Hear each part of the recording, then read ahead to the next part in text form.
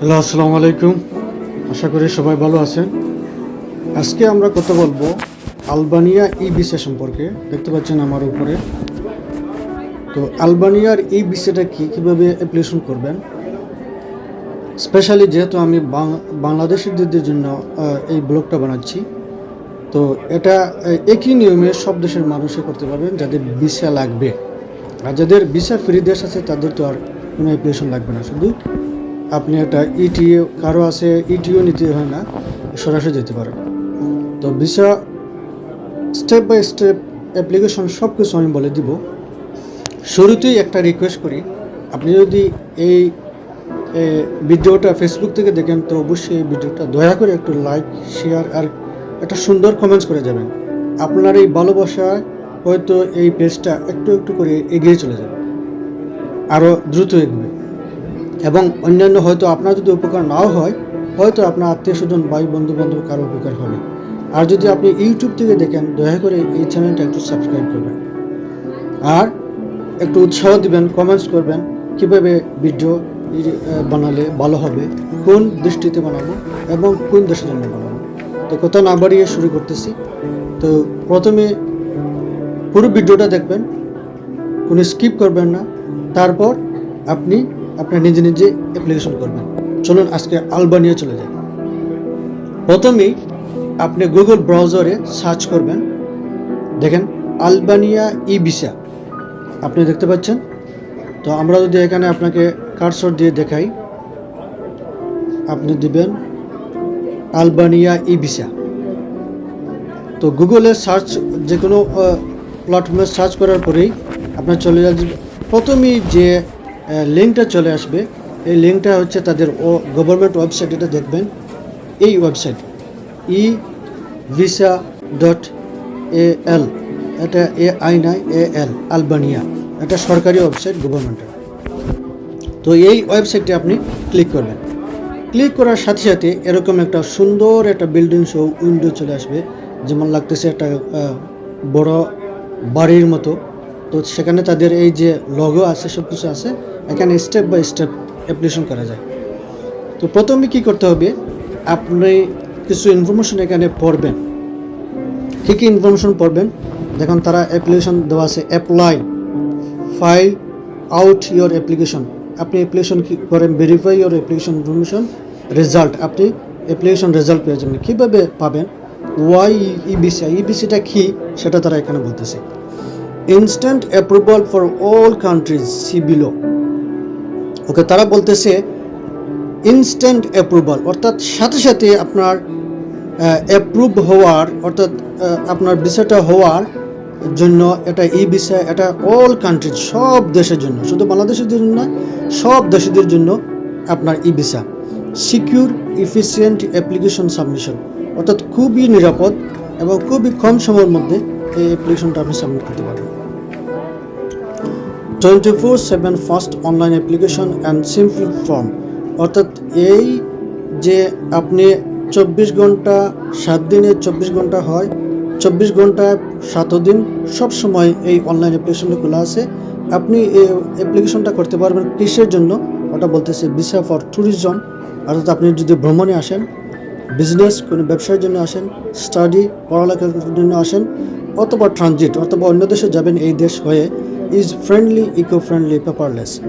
Eco friendly হচ্ছে আপনার যেখানে কোনো কার্বন ডাই ইউজ হয় না, এবং যেখানে হচ্ছে ইকো ফ্রেন্ডলি তার হচ্ছে পেপারলেস থেকে বুঝাচ্ছে, কোনো পেপার ডকুমেন্ট নাই, কোনো পেপার ডকুমেন্ট সাবমিট করতে হয় না। কারণ এখন সব প্রায় দেশে আস্তে আস্তে ইলেকট্রনিক হয়ে যাচ্ছে। আগে কী করতাম আমরা, ভিসা অ্যাপ্লিকেশনের সময় গাদ্দি পেপার আমরা সাবমিট করতাম, কয়েকশো পেপার হয়ে যেত। এক একটা ভিসা অ্যাপ্লিকেশন হয়তো 300-400 পেপার হয়ে যেত, এত পেপার অ্যাপ্লিকেশন লাগতো। এক ধরনের আপনাকে বললো 1 বছরের ব্যাঙ্ক স্টেটমেন্ট দেন, এখন কারো হয়তো 1 মাসে 30-40টা বড় বড় ট্রানজ্যাকশন আছে। এখন যদি এরকম যদি 30টা প্রতি মাসে ট্রানজ্যাকশন হয়, 1 বছরের ট্রানজ্যাকশন কতটা হবে, 3×4=360টা। তাহলে 360টা যদি ট্রানজ্যাকশন হয়, এখানে আপনার 10 থেকে 12 পেজ অথবা 20 পেজ হয়ে যাবে শুধু ব্যাঙ্ক স্টেটমেন্ট, সাথে তো অন্যান্য ডকুমেন্ট আছে। এক একটা অ্যাপ্লিকেশন প্রিন্ট করতে এখনও ইউকেতে বাই হ্যান্ড প্রিন্ট করে অ্যাপ্লিকেশন দিতে হয়। কিছু কিছু অ্যাপ্লিকেশন আছে সাবমিট অনলাইনে করা যায়, বাট পেপার ডকুমেন্ট কী করতে হয়, সাবমিট করতে হয়। তো এখানে অনেক ডকুমেন্ট লেগে যায়, তো এই জন্য তারা বলতেছে এটা খুব ভালো। Okay, we process your you visa Albania application with efficient and accuracy. The visitor receive complete access e visa service and grant them 24/7 access. অর্থাৎ ভিজিটর যারা করবে তারা এই অনলাইনে অ্যাপ্লিকেশন করার পরে 24 ঘন্টা সবসময় আপনি কী করতে পারবেন, সাবমিট করতে পারবেন। প্রথমেই এখানে আমি বলে নিচ্ছি আপনাকে কী করতে হবে, উপরে যাবেন, উপরে গিয়ে দেখেন 3টা অপশন পাবেন। একটা হচ্ছে লগ ইন, রেজিস্টার, EN, তারা দেওয়া আছে AL। আমি যদি একবারে রাইট হ্যান্ড অপশন যেটা এই দুটোটা থেকে আপনি কোনোটা দিলেন না, এটা তো আলবানিয়ার যেটা ল্যাঙ্গুয়েজ অর্থাৎ তাদের ভাষা, আর আপনি EN সিলেক্ট করবেন। এটা তো ট্রান্সলেট করতে চান বাংলাতে ট্রান্সলেট করতে পারবেন, গুগলে যারা ট্রান্সলেট করতে পারবেন ট্রান্সলেটও করতে পারবেন। আমি যেহেতু ইংলিশে ভালো একটু মোটামুটি বুঝি, বেশি বুঝি না, আমি আপনাকে ইংলিশ থেকে বাংলা কীভাবে হয় তো বুঝিয়ে দেব। প্রথমে আপনি কী করতে হবে, রেজিস্টার করতে হবে। লগ ইন তো করতে পারবেন, লগ ইন যাদের রেজিস্টার হয়ে গেছে তারা আপনার কী করবে, লগ ইন করবে। তো আমরা কী করব, রেজিস্টার করব। প্রথমে রেজিস্টারের মাধ্যমে রেজিস্টারে ক্লিক করার পরে এরকম একটা উইন্ডো চলে আসবে আপনার কাছে, create your E visa account. এই ই ভিসা অ্যাকাউন্টে প্রথমে আপনি কী করতে হবে, ওখানে নাম দিবেন। ধরেন আপনার নাম মাসুদ সামথিং, মিডল নেম আপনার যদি কোনো 3টা নাম থাকে, ধরেন মোহাম্মদ মাসুদ মিয়া, তো প্রথমে মোহাম্মদ লিখলেন। বাট এই নামগুলো আপনি লিখবেন ঠিক যেভাবে আপনার পাসপোর্টে আছে। আপনি তো পাসপোর্ট না হলে তো ই ভিসা করতে পারবেন না, অবশ্যই আপনার পাসপোর্ট দেখতে হবে। পাসপোর্টে দেখবেন প্রথমেই আমাদের বাংলাদেশের পাসপোর্টে ফার্স্ট নেম, তারপর আছে সার নেম। পৃথিবীর সব দেশে 2টা নাম বেশিরভাগ ইউজ করা হয়, পৃথিবীর সব দেশে, কিন্তু আমাদের বাংলাদেশে 2টা নাম না, 3টা, 4টা, 5টা, কারো 7টা পর্যন্ত নাম আছে। যেমন একজন হুজুরদের নাম আছে আমি Maulana, Mufti, Mohammad, Hafiz, Zubair Ahmed, something something something something something blah blah blah. এখন পাসপোর্টে যদি এটা দিয়ে দেয় ওনার বাংলাদেশ, সৌদি আরবের যে নাম, তাদের নামও, তাদের বাপ দাদাদের পর্যন্ত নাম পাসপোর্টে থাকে। তো এগুলো আর বা ফর্ম ফিল আপ করতে অনেক সমস্যা। আমি বলতেছি না কারো নাম এত লম্বা রাখবেন কোনো অথবা না রাখার জন্য, আমি বলতেছি শর্ট নাম একটা নাম রাখলে হয়, সর্বোচ্চ 2টা নাম রাখবেন। কারণ পৃথিবীর সব জায়গায় 2টা নাম চলে, বেশি নাম চলে। একটা হচ্ছে ফার্স্ট নেম, প্রথম আপনাকে যে নাম দিয়ে ডাকবে, এটা হচ্ছে লাস্ট নেম, অথবা আপনাকে বলবে ফার্স্ট নেম অথবা সার নেম, ভালোটাকে বুঝবেন। তো ফার্স্ট নেম যদি আপনার মোহাম্মদ থাকে তো মোহাম্মদ দেবেন। আর কারো বাংলাদেশে মোহাম্মদ শুধু MD দিয়ে থাকে, MD দিয়ে আসলে কোনো নাম হয় না, এটা নিয়ে আর একটা ব্লগ বানাবো। তো MD থাকে, তো আপনি MD লিখবেন না, আপনার পাসপোর্টে দেখবেন প্রথম নাম কি দেওয়া আছে, বিগিনিং নেম, ফার্স্ট নেম। পাসপোর্টে যদি MD মাসুদ থাকে তো MD মাসুদ দিবেন, পাসপোর্টে যদি MD শুধু মোহাম্মদ থাকে মোহাম্মদ দেবেন। আর লাস্ট নেম দেখবেন যেটা আপনার দেওয়া আছে। ধরেন আমি এখন 2টা নাম হিসেবে দিই, মাসুদ, মিডল নেম নাই, তারপর দিলাম লাস্ট নেম হচ্ছে মাসুদ আহমেদ সামথিং। ন্যাশনালিটি এখানে ক্লিক করবেন, BA লিখবেন, বাংলা চলে আসবে। বাহামাস, বাহরাইন, বাংলাদেশ, দেখেন বাংলা চলে আসছে। BAN দিলেই বাংলা চলে আসবে, বাংলাদেশ। এটা আসতে হবে, বাংলাদেশ সিলেক্ট করবেন। আপনার ন্যাশনালিটি কোন দেশের নাগরিক আপনি, বাংলাদেশ। তারপর হচ্ছে আপনার ইমেল অ্যাড্রেস, আপনার একটা রেজিস্টার ইমেল অ্যাড্রেস দেবেন, যে ইমেল অ্যাড্রেসে তারা এই ভিসাটা পাঠাবে এবং নোটিফিকেশন পাবে। ইমেল অ্যাড্রেস ভেরিফাই করতে হবে। ধরুন একটা ইমেল অ্যাড্রেস দিলেন, যে কোনো একটা ইমেল অ্যাড্রেস দিলেন, তো আমি এটা হাইড করে দিলাম। পাসওয়ার্ড এটা আপনি সিলেক্ট করবেন। পাসওয়ার্ডটা সিলেক্ট করার সময় আপনি প্রথমে একটা বড় হাতের অক্ষর, তারপর যে কোনো একটা ছোটো হাতের 2-3টা অক্ষর, তারপর নাম্বার দেবেন। পাসওয়ার্ডটা খুবই যাতে কি হয় আপনার শক্ত ভালো হয়। I allow the website collect and store the data I submit through this website। তো এখানে ক্লিক করবেন যে আমি করলাম, করার সাথে সাথে তারা একটা আপনাকে ইমেইলে নোটিফিকেশন দিয়ে দিবে, আপনার ইমেইলে চলে যাবে। যেমন আমি এখন এটা হোল্ড করতেছি, তারপর আপনার ইমেল। তো আবার চলে আসলাম আমার ইমেইলে। তো আমি ওখানে পাসওয়ার্ড এবং ইমেল অ্যাড্রেস দিলাম, একটা ব্যক্তিগতভাবে সিক্রেট, যার কারণে এটা রেকর্ড করা হলো না।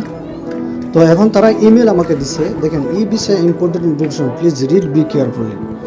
ই ভিসা আলবানিয়া একে তারা ইমেল দিয়ে দিছে, আমি যেহেতু রেজিস্টার করেছিলাম। তারপর কী কী দিছে আমি এটা নিয়ে আপনারা যদি পড়াই, please read carefully important information before application. Before application করার আগে তারা বলতেছে এটা খুব ভালো করে পড়ার জন্য। নাম্বার 1 বলতেছে payment for the visa is not refunded reimburse or in case of rejection of the application. তারা বলতেছে আপনি যে ভিসা অ্যাপ্লিকেশনের জন্য যে পেমেন্টটা করবেন, যে অ্যাপ্লিকেশনের জন্য যে ফিসটা তাদেরকে দিবেন, এই ফিসটা কোনো সময় আপনাকে রিফান্ড করবে না, এটা আপনাকে ফেরত দেবে না। Number 2, obtain a visa is not guarantee that foreigner to is allowed to enter the republic of Albania. এটা খুব ভালোভাবে বুঝবেন। তারা বলতেছে যে আপনি যদি ভিসা পেয়েও যান, তারপরেও এটা গ্যারান্টি নাই যে আপনি রিপাবলিক অফ আলবানিয়া অর্থাৎ আলবানিয়া দেশে ঢুকতে পারবেন, এটার গ্যারান্টি নেই। কারণ হচ্ছে সম্পূর্ণ সব কিছু নির্ভর করে আপনি যত কাগজপত্র দিচ্ছেন, সব কিছু কাগজপত্র দেওয়ার পরে ইমিগ্রেশন হবে বর্ডারে। যে সময় আপনি ফ্লাই করে আসবেন, বর্ডার ইমিগ্রেশন হওয়ার পরে তারপর আপনাকে ওখান থেকে পাস দিবে। ওখান থেকে হয়তো আবার রিজেকশন দিয়ে দিতে পারে। আপনাকে বললো আপনি ট্যুরিস্টে আসলেন, আপনাকে জিজ্ঞাসা করলো আপনার বিজনেস আছে কিনা, আপনি মিথ্যা কিছু কাগজ দিলেন ব্যবসার বানিয়ে, বললেন না না না আমার কোনো ব্যবসা নাই, সাথে সাথে আপনাকে রিজেক্ট করে দেবে, শেষ। তো এরকম অনেকের ভিসা রিজেক্ট হয় ইন এয়ারপোর্ট থেকে তারা রিফান্ড দিয়ে দেয়। তো এটা ভালো করে বুঝবেন। Number 3, visa application must be complete online. Visa অ্যাপ্লিকেশনটা অবশ্যই অনলাইনে করতে হবে। And ensuring the applicant is outside the territory of the republic of Albania after payment of the visa ফি। অর্থাৎ আপনাকে প্রমাণ করতে হবে, ইনশিওর হতে হবে যে আপনি বাইরে থেকে অ্যাপ্লিকেশন করছেন, আলবানিয়া বাইরে থেকে অ্যাপ্লিকেশন করছেন, আলবানিয়ার ভিতরে নয়।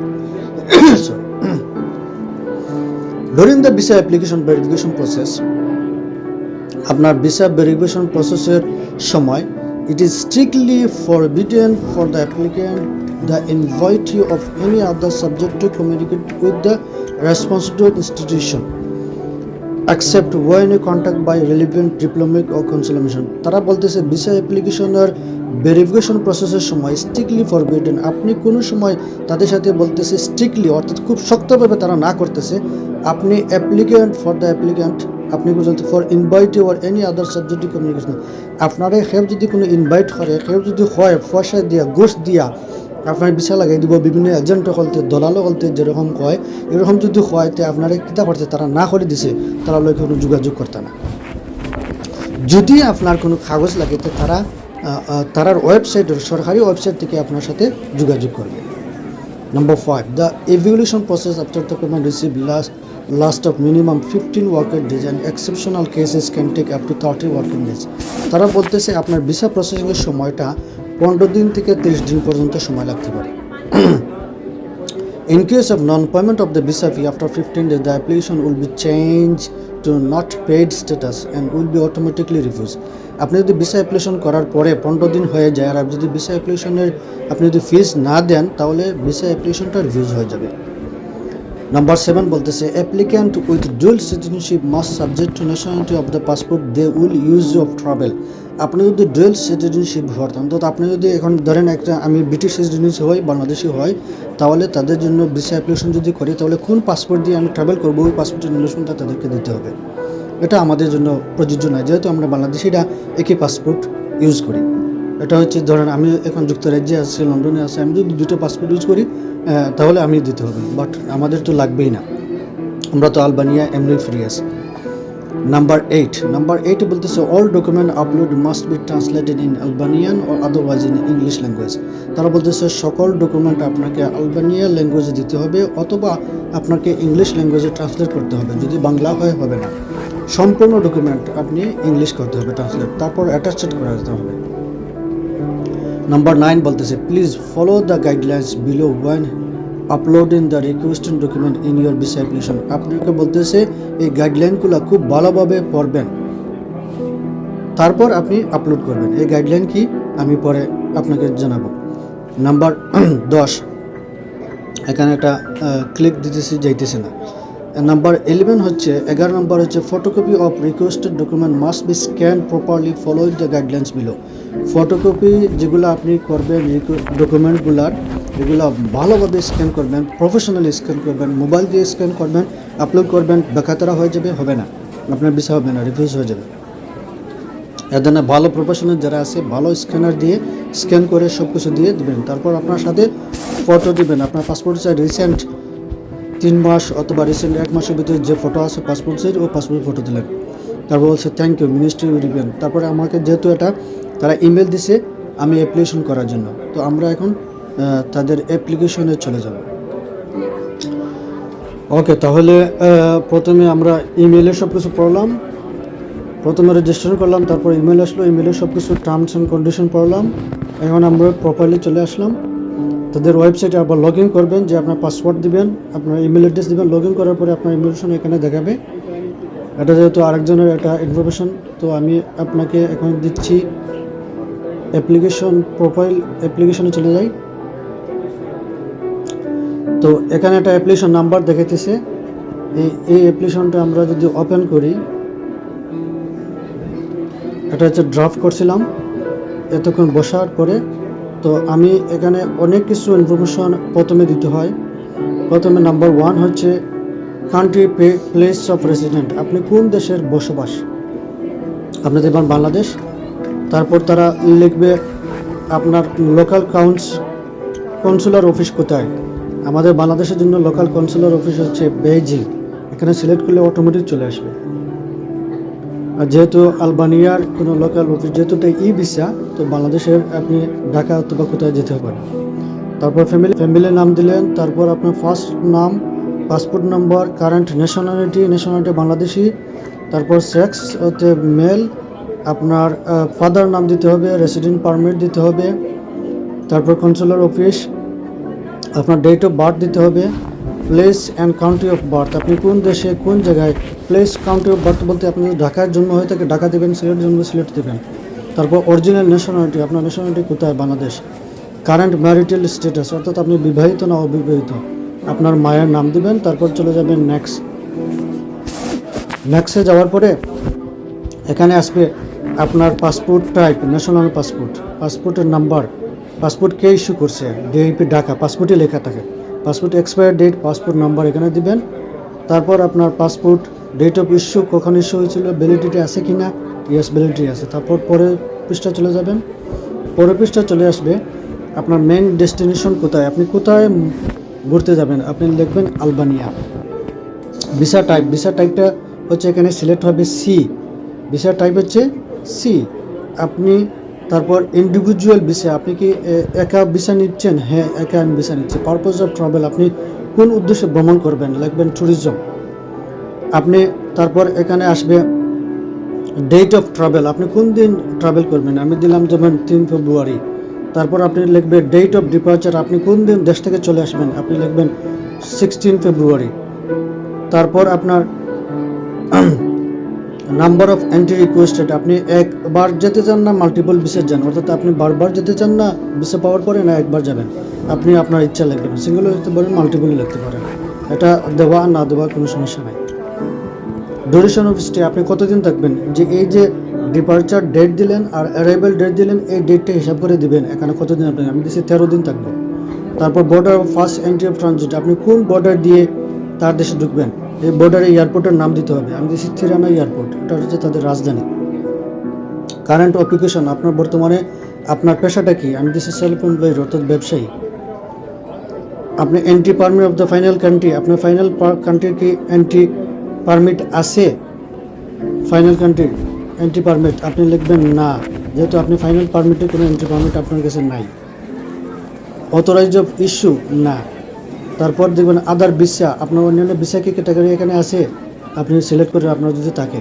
তারপর যদি আপনার অ্যাডিশনাল ইনফরমেশন দিবে, আপনি যদি স্বামী স্ত্রী দুজনে করেন তাহলে এখানে স্পাউস নাম দিবেন। স্পাউস হচ্ছে কোনো যদি মহিলা হয় তার স্বামীর নাম দিবেন, স্বামী হলে পুরুষের নাম দিবেন, যে অ্যাপ্লিকেন্ট হয় তার স্বামী অথবা স্ত্রীর এখানে নাম দিবেন, সব কিছু এখানে। তারপর যদি বাচ্চার সাথে থাকে, বাচ্চার এখানে দেওয়া আছে বাচ্চার নাম, ডেট অফ বার্থ, বাচ্চার নাম, ডেট অফ বার্থ, বাচ্চা 1টা 2টা 3টা যতটা বাচ্চা আছে সবার বাচ্চা 8টা পর্যন্ত বাচ্চা এখানে দেওয়া যায়, নাম আছে।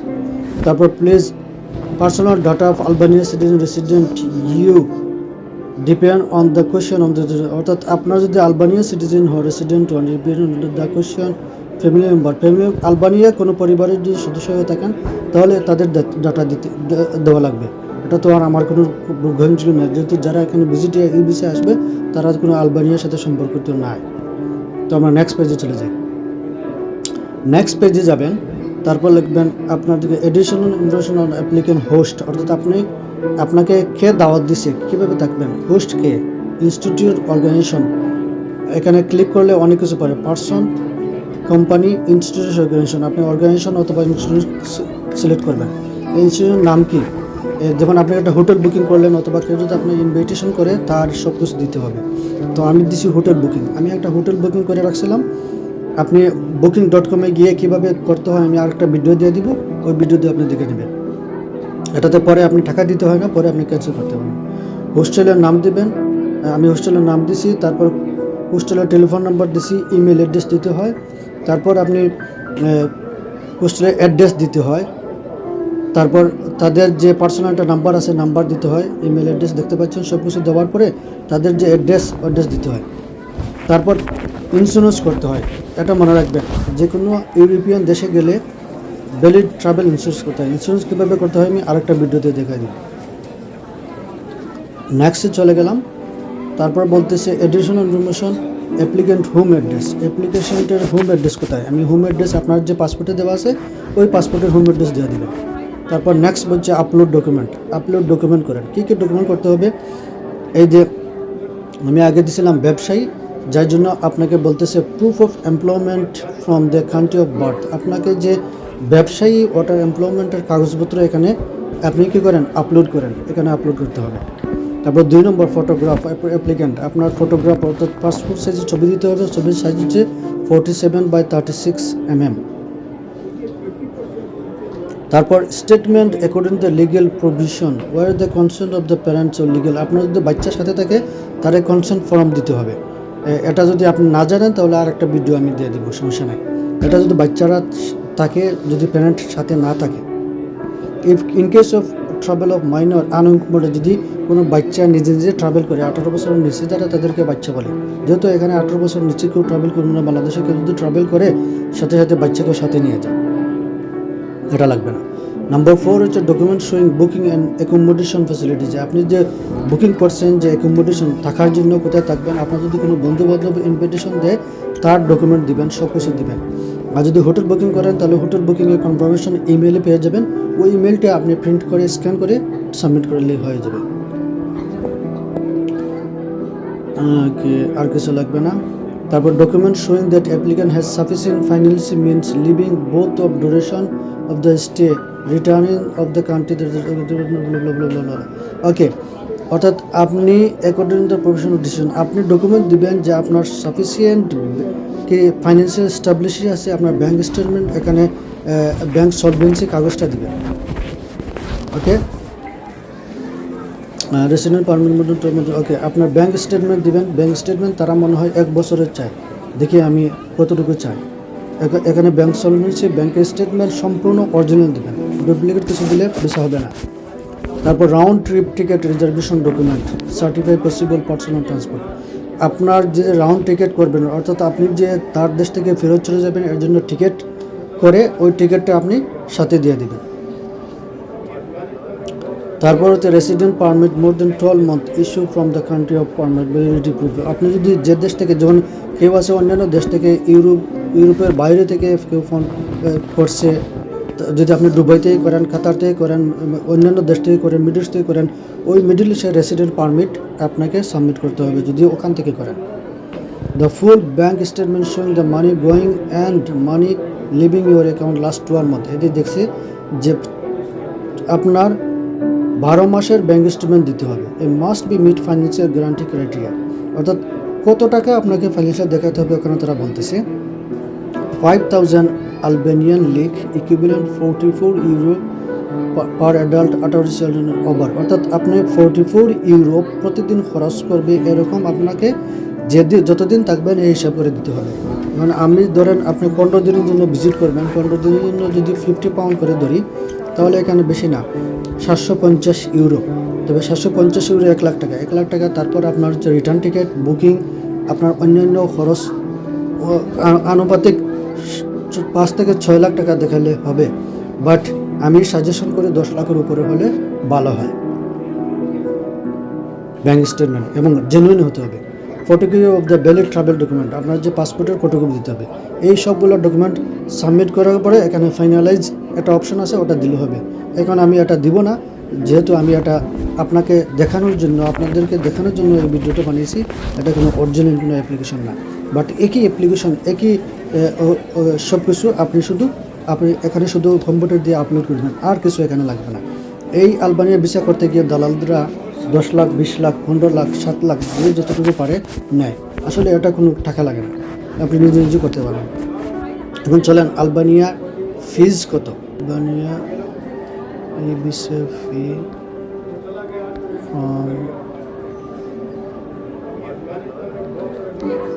বাংলাদেশ লেখা, সরি, বাংলাদেশ থেকে হচ্ছে বাংলাদেশে $70 ধরেন 700 টাকা। হ্যাঁ, তো $1 যদি 100 টাকা হয়, 700 টাকা, 700 টাকা বাংলাদেশে হিসেবে আপনার ফিজ হবে। বাকি আপনি জানিয়ে নিন লোকাল কারেন্সি হিসেবে কত টাকা আসে। ওখানে অ্যাপ্লিকেশন যে সময় করবেন, সাবমিট করার আগেই আপনাকে প্রসেসিংটা সব কিছু দেখাবে। এটা বেশি টাকা হবে না। তো আশা করি ভালো থাকবেন। আর এই ভিডিওটা যদি আপনার সামান্য পরিমাণ ভালো লাগে তো অবশ্যই কমেন্টস করবেন, শেয়ার করবেন। আর যদি ভালো নাও লাগে, প্লিজ দয়া করে আপনার টাইমলাইনে একটু শেয়ার করে দেবেন, যাতে আমি যে কন্টেন্টটা বানাইলাম, ভিডিওটা একটু কষ্ট করে বানাইলাম, যাতে আমার সার্থক হয়। থ্যাংক ইউ, আপনাকে অসংখ্য ধন্যবাদ সুন্দর করে এই ভিডিওটা দেখার জন্য, ধৈর্য ধরে এই ভিডিওটা দেখার জন্য। অবশ্যই পরবর্তী ভিডিও কীভাবে বানাবো এটা সুন্দর কমেন্টস করে যাবেন। ওকে, আল্লাহ হাফিজ, আসসালামু আলাইকুম।